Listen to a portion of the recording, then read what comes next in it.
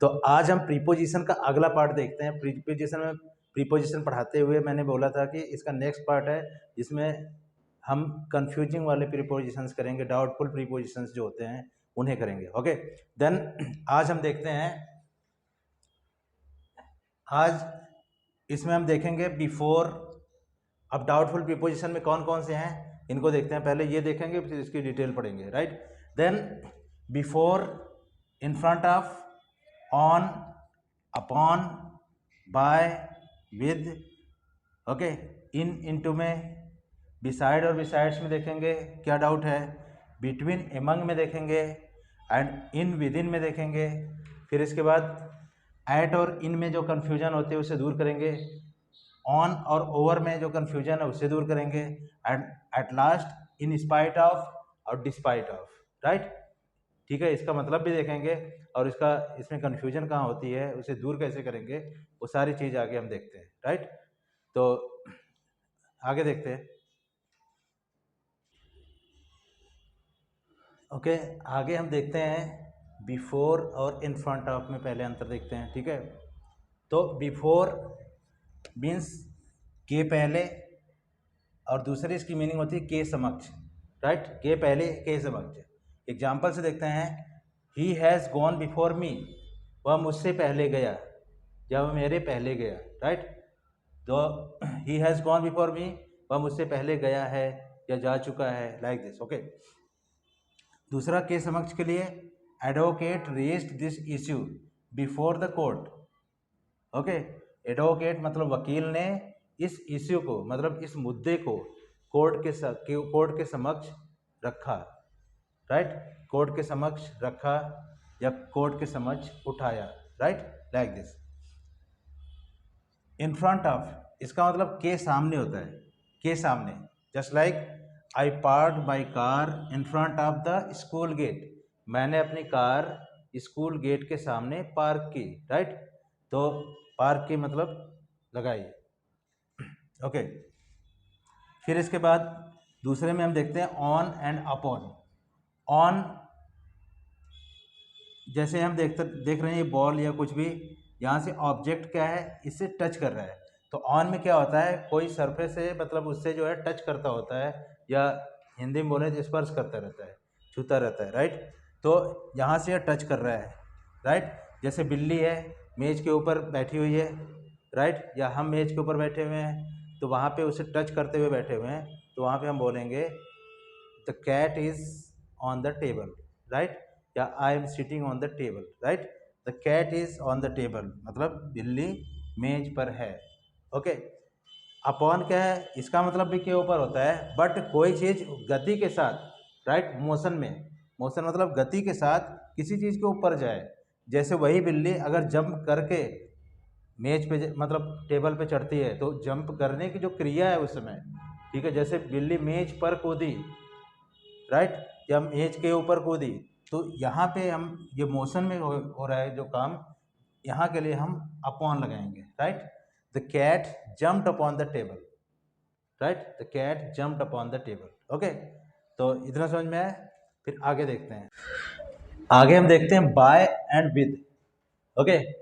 Bye और with, by means के द्वारा, एंड विद मीन्स से, औजार के लिए, राइट, ठीक है। जैसे हम एग्जाम्पल देखते हैं तो अभी तुरंत समझ में आ जाएगा।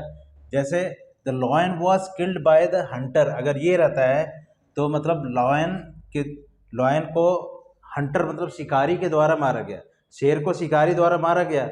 अगर उसमें औजार भी बता दिया जाए, जैसे हम कहें कि शेर को शिकारी द्वारा बंदूक से मारा गया, राइट, तो बंदूक क्या हो गया, औजार। तो उस औजार के लिए हम वहाँ पे विद का यूज करेंगे, right, with the gun, right. The lion was killed by the Hunter with the gun, okay. शेर को शिकारी द्वारा बंदूक से मारा गया, राइट। बंदूक क्या है, औजार है यहाँ पे। उसी तरीके से हम कहते हैं कि a letter was written by me, एक लेटर मेरे द्वारा लिखा गया, विद अ पेन, राइट, एक पेन से। तो पेन के लिए विद का यूज करेंगे, राइट। आई थिंक अंडरस्टैंड हो गया होगा, समझ में आ गया होगा आपको, राइट, ठीक है। तो जो जिस इंस्ट्रूमेंट का, जो इस औजार का या टूल्स का हम यूज करते हैं, उस टूल के लिए हम विद का यूज करेंगे, राइट। ओके, आगे हम देखते हैं इन एंड इनटू। इन मतलब में या के अंदर। इन जैसे हम यहाँ पे कोई चीज़, कोई बर्तन है, उसके अंदर कोई चीज़ है, राइट। जैसे या तो हम रिवर मान लेते हैं, नदी में अगर हम नहा रहे हैं, राइट, नदी में नहा रहे हैं तो वहाँ पे इन का यूज करेंगे, right. Just like I am bathing in the river, मैं नदी में नहा रहा हूँ, राइट। लेकिन इनटू का यूज कहाँ पे करेंगे? में आता हुआ गति के साथ, मतलब मोशन के साथ, कोई चीज़ गति के साथ किसी चीज़ के अंदर आ रहा है। जैसे वह नदी में कूदा, राइट, वह नदी में कूदा मतलब क्या है कि वो मोशन के साथ नदी में आ रहा है, तो उस समय की जो क्रिया है उसकी, वहाँ पे हम इनटू का यूज करेंगे। मैं नदी में कूदा, आई jumped into the river, right, I jumped into the river, ठीक है, मैं नदी में कूदा। यहाँ ओशन के साथ कोई काम हो रहा है और किसी चीज़ के अंदर जा रहा है, और नदी में आने के बाद नहाने लगा, तो वहाँ पे इन का यूज करेंगे, I am bathing in the river, okay, या I am swimming in the river, ठीक है। तो ये है। After that beside and besides. Beside मतलब के बगल में, और बिसाइड्स मतलब के अलावा, ओके। बस केवल एस का अंतर है, यहाँ पे सब कुछ स्पेलिंग सेम है, यहाँ लास्ट में एस लगा हुआ है बस, ठीक है। लेकिन उसकी जो हिंदी मीनिंग है, इसमें जमीन आसमान का अंतर है। एक का मतलब है तो एक का मतलब है के बगल में, जैसे वह मेरे बगल में बैठा है, right, he is sitting beside me, okay. What are you doing beside me, तो मेरे बगल में क्या कर रहे हो, ठीक है। या you are sitting beside me, तो मेरे बगल में बैठे हो, ओके। लेकिन दूसरा बिसाइड्स क्या है, इसका मतलब के अलावा। जैसे I have done nothing besides travelling. Travelling मतलब क्या है? यात्रा करना, ठीक है। तो ट्रैवल करना, यात्रा करना, तो यात्रा करने के अलावा मैंने कुछ नहीं किया है, मतलब बस यात्रा करता रहा, राइट, ठीक है। तो आई हैव डन नथिंग मतलब मैंने कुछ नहीं किया है beside travelling, okay, okay.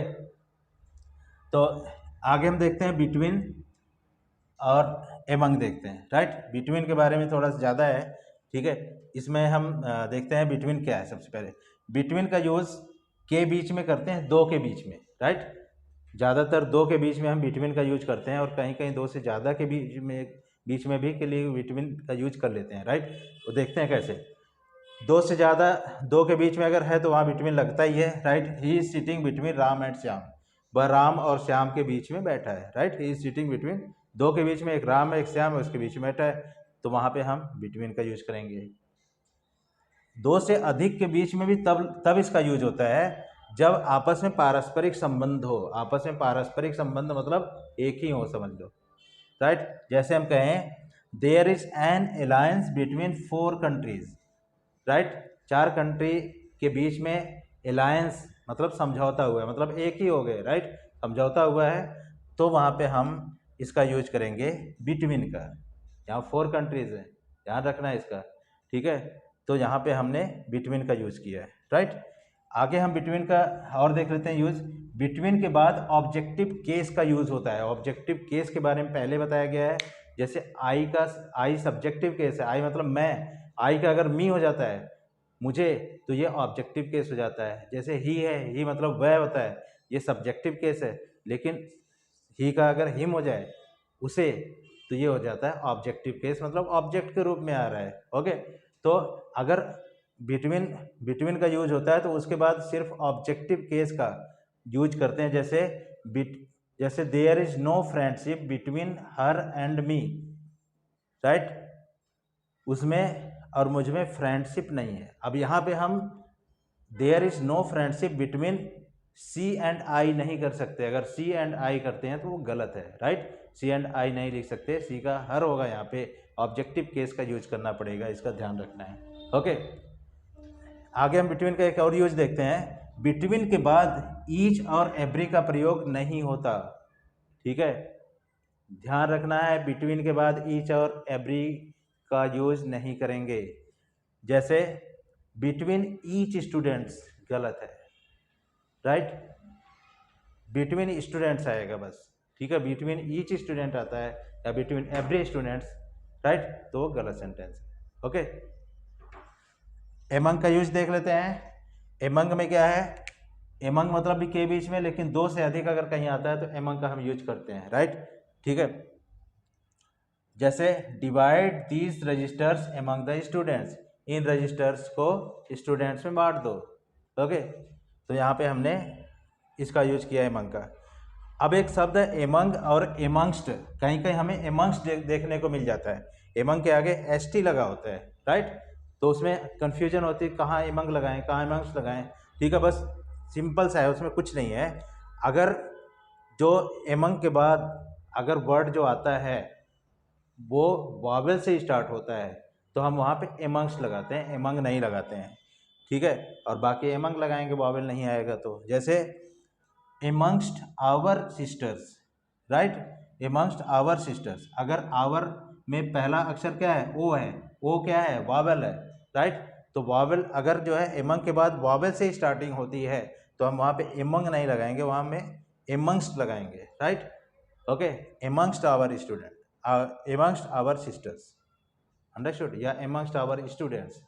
Okay, तो बाकी जो है अगर वॉवेल से स्टार्टिंग नहीं होती तो फिर जो है एमंग लगाएंगे, एमंगस्ट नहीं लगाएंगे। ओके, आई थिंक इतना समझ में आ गया होगा। बाकी जो है अभी जो बच्चा वो आगे देखते हैं। ओके, तो आगे हम देखते हैं विदिन। विदिन मतलब के अंदर, समयावधि के लिए, जैसे he will come within 2 days, वह 2 दिनों के अंदर आ जाएगा, मतलब एक समयावधि बता रहे हैं। जैसे कि I will be ready within 10 minutes, मैं 10 मिनट के अंदर तैयार हो जाऊंगा, राइट। तो एक समयावधि अगर हम किसी को देते हैं तो वहाँ पे हम विदिन का यूज करेंगे। ओके, इसके बाद हम देखते हैं एट, एट, इन, ऑन, ये तीनों देखेंगे इसमें टाइम के पर्पज में। तो एट का यूज एग्जैक्ट टाइम के लिए करते हैं, एग्जैक्ट टाइम के लिए, राइट, मतलब फिक्स टाइम के लिए, राइट। मंथ के लिए इनका यूज करेंगे, ईयर के लिए इनका यूज करेंगे, और डेट और डे, दिन और तारीख, ये अगर आए तो ऑन का यूज करेंगे। जैसे हम कहते हैं आई रिटर्न माई होम, अगर फिक्स टाइम है, एग्जैक्ट टाइम है, तो वहाँ एट लगाएंगे। I return my home at 10 o'clock, मैं 10 बजे अपने घर वापस लौटा, ठीक है। इसके अलावा अगर मंथ आ जाए जैसे, तो वहाँ पे हम इन का यूज करेंगे। जैसे इन मार्च, मैं अपने घर मार्च में वापस लौटा, या इन 2022, ये अगर जो है साल का नाम हो, साल हो, तो वहाँ पे हम इन का यूज़ करेंगे, ठीक है। डे, डेट आ जाए तो ऑन का यूज़, ऑन ट्यूसडे या ऑन 23 मार्च, राइट, 23 मार्च को वापस लौटा। ओके, इसके अलावा और देखते हैं हम मॉर्निंग और इवनिंग के साथ इन का यूज़ करते हैं, राइट, मॉर्निंग इवनिंग, जैसे इन द मॉर्निंग, राइट। अगर इसी के अलावा इसी के साथ साथ डे और डेट दोनों साथ में हो, जैसे हम कहें कि सोमवार सुबह, राइट, सोमवार सुबह, तो वहाँ पे हम ऑन लगा देंगे, ऑन मंडे मॉर्निंग, राइट। अगर सिंपली ऐसे आता है कि सुबह में, तो ऑन इन द मॉर्निंग लगाएंगे, इन द इवनिंग लगाएंगे, राइट। अगर जो है डे और डेट आ जाए तो उसके साथ में ऑन लगा देंगे। Okay, understood. आगे हम देखते हैं ओवर का यूज़। ओवर मतलब के ऊपर होता है, राइट, किसी चीज़ से ऊपर हो, वो टच ना करता हो, राइट, स्पर्श ना करता हो। जैसे हम कहते हैं the bird is flying over my roof, चिड़िया मेरे छत के ऊपर से उड़ रही है, राइट। तो यहाँ पे क्या है, उसे टच नहीं कर रही है, ओवर लगाएंगे। लेकिन कुछ केस में, कुछ ऐसे केसेस है जहाँ ओवर का यूज़ टच करने के बावजूद भी करते हैं, राइट। जैसे किसी को अगर हम ढकते हैं, जैसे यहाँ पे सेंटेंस है I put a blanket over my brother, मैंने अपने ब्रदर को ब्लैंकेट से ढका, ठीक है। तो ब्लैंकेट मतलब कंबल, कंबल से ढक दिया, ठीक है। तो कंबल से जो ढका मतलब कवर, अगर हम किसी चीज़ को कर रहे हैं, ढक रहे हैं, तो वहाँ पे हम ओवर का यूज़ करेंगे, राइट। ओके, जैसे हम कहें कि जैसे गाड़ी को हम कवर करते हैं, ठीक है, गाड़ी के ऊपर कवर लगाते हैं, उन सब केस में ओवर का यूज़ हम करेंगे। ओके, टच कर रहा है उसके बावजूद भी। ओके, आगे हम 10 देखते हैं, 10th और लास्ट है ये, इन स्पाइट ऑफ और डिस्पाइट। इन स्पाइट ऑफ मतलब के बावजूद, और डिस्पाइट मतलब भी के बावजूद। लेकिन इसमें ध्यान देना है, डिस्पाइट के बाद ऑफ नहीं लगता। इन स्पाइट के बाद ऑफ लगता है, लेकिन डिस्पाइट के बाद ऑफ नहीं लगता है। ओके, तो in spite of eating much he is hungry, मतलब ज़्यादा खाने के बावजूद भी वह भूखा है, ज़्यादा खाने के बावजूद वह भूखा है, राइट। इसका एग्जाम्पल, डिस्पाइट का एग्जाम्पल देखते हैं। Despite being poor he is happy, right. अब यहाँ डिस्पाइट के बाद ऑफ नहीं लगा। ओके, तो डिस्पाइट बीइंग पुअर मतलब गरीब होने के बावजूद, गरीब होने के बावजूद ही इज हैप्पी, वह खुश है। ओके, तो आई थिंक प्रीपोजिशन पूरा समझ में आ गया होगा और पूरा प्रीपोजिशन क्लियर हो गया, राइट। तो आगे आप सपोर्ट बनाए रहें और ज़्यादा से ज़्यादा शेयर करें, सब्सक्राइब करें।